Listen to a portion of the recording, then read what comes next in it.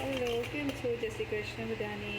આજે બનાવીએ છીએ આપણે કઢી અને ગુજરાતી કઢી અને ચણાનું શાક અને રોટલી અને રાઈસ.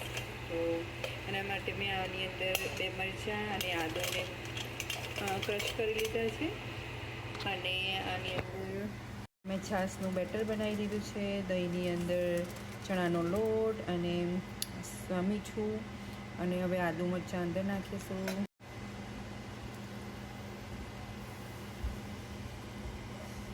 તો મેં તેલ ગરમ કરવા મૂકી દીધું હતું કઢીનો વઘાર કરવા માટે. હવે અમે નાખ્યું છે લાલ મરચું, લવિંગ,